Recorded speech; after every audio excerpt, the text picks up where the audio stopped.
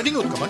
Di ka ko nag-jogging. Exercise aron himsog kanunay. Ubanan sa di mo balance diet, plus vitamins and mineral. Ni anang tanan sa Koi Herbal Capsule. Importante kini alang sa saktong kahimsog sa panglawas. May manggod ng kuy kay da manggod tanan na matyagan manggod namo ni effect gyud siya nakauyon gyud mi o kamong naminaw karon inyo gyud ning suwayan.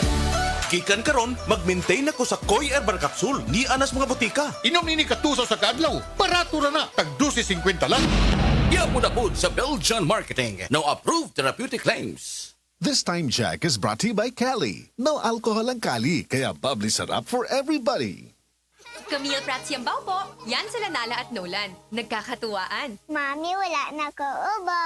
Good. And what did Mommy give you? Planex for kids. Para sa ubo ng mga anak ko, Plemex for Kids. Gawa sa natural na halamang lagundi. Tinutunaw at pinalalabas ang plema. Ginhawa sa aming pamilya. Plemex for Kids. Ang batang lagundi, Plemex! Vitex Segundo L is the generic name of Plemex for kids. If symptoms persist, consult your doctor. That time check was brought to you by ACS Manufacturing Corporation, ISO certified, world-class quality.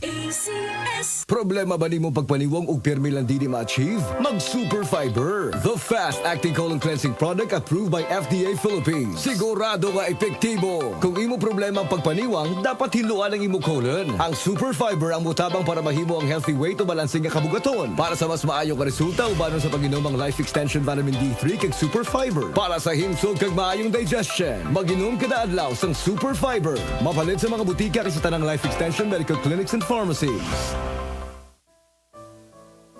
Pagbasa sa Aklat ng Kawikaan, Kabanata 8, Talata 1 hanggang 36. Papuri sa karunungan. Hindi mo ba naririnig ang tawag ng karunungan at ang tinig ng unaway hindi ba napakinggan? Nasa dako siyang mataas sa tagpuan ng mga landas. Nasa mga pintuan siya sa may harap nitong bayan. Nakatindig sa pagpasok at ito ang kanyang sigaw. Kayo'y tinatawagan ko, tao ng sandaigdigan. Para nga sa lahat itong aking panawagan. Kayong walang nalalaman ay mag-aral na maingat at kayong mga mangmang pangunawa ay ibukas. Salita ko ay pakinggan pagkat ito'y mahalaga. Bumubukal sa labi ko ay salitang magaganda. Pawang katotohanan itong aking bibigkasin at ako ay nasusuklam sa lahat ng sinungaling. Itong sasabihin ko ay pawang matuwid. Lahat ay totoo. Wala akong pinilipit. Ito'y maliwanag sa lahat at may unawa at sa marurunong ito ay pawang tama. Payo ko'y pahalagahan ng higit pa sa pilak at ang dunong sa ginto ay huwag sanang itutumbas. Pagkat akong karunungan ay mahigit pa sa hiyas. Anumang kayamanan ay hindi maitutumbas. Ako ay nagbibigay ng talas ng kaisipan, itinuturo ko ang landas ng hinahot karunungan. Ang paggalang at pagsunod kay Yahweh ay naglalayo sa kasamaan. Ako ay namumuhi sa lahat ng kalikuan, sa salitang baluktot at sa diwang kayabangan.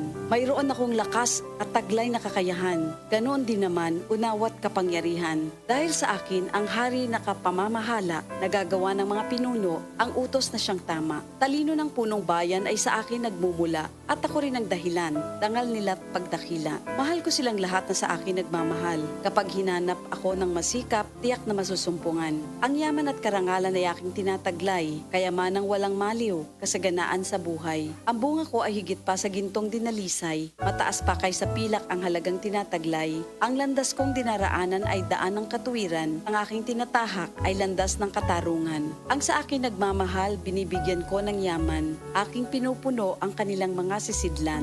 Sa lahat ng nilikha ni Yahweh, ako ang siyang una. Nung una pang panahon, ako ay nalikha na. Matagal ng panahon ang anyuan niya ako, bago pa nalikha at naanyo itong mundo. Wala pa ang mga dagat nang ako'y lumitaw. Wala pa ang mga bukal ng tubig na malilinaw. Wala pa ang mga burol, ganon din ang mga bundok nang ako ay isilang dito sa San Sinupog. Ako muna ang nilikha bago ang lupa at bukid. Nauna pa sa alabok at sa lupang daigdig. Nang likhain ang mga langit, ako ay naroroon na. Maging nang ang hangganan ng langit at lupa'y italaga. Naroon na rin ako nang ang ulap ay ilagay at nang kanyang palitawin ang bukal sa kalaliman. Nang ilagay niya ang hangganan nitong dagat, nang ang patibayan ng mundo ay ilagay at itatag, ako'y lagi niyang kasama at katulong sa gawain. Ako ay ligaya niya at sa akin siya'y aliw. Ako ay nagdiwang ng daigdig ay matapos. Dahil sa sangkatauhan, ligaya ko ay nalubos. At ngayon, aking anak, ako nga ay pakinggan. Sundin ang payo ko't liligaya ang iyong buhay.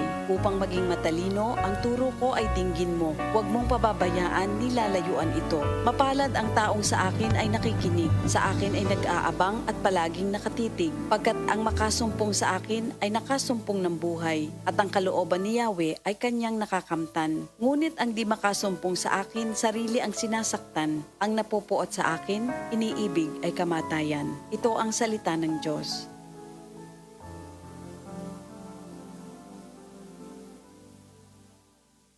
Ang high blood pressure posible nga tungod sa stress o pag-abuso sa lawas atong paminawon ang natabangan sa Paragis Bila-Bila Coffee. Sukad ko nakagamit sa Paragis Bila-Bila Herbal Coffee. Hindi na ko nakita nagsugod og ka baba ang akong blood pressure. So hangtod karon di ko mapawala sa Paragis Bila-Bila Herbal Coffee kay kini siya maoy nakapababa gid sa kuang high blood pressure. Ako di ay si Ed Curasa, station manager sa Radyo Bayugan. Sa Paragis Bila-Bila, dili na ka mag-agwanta pa.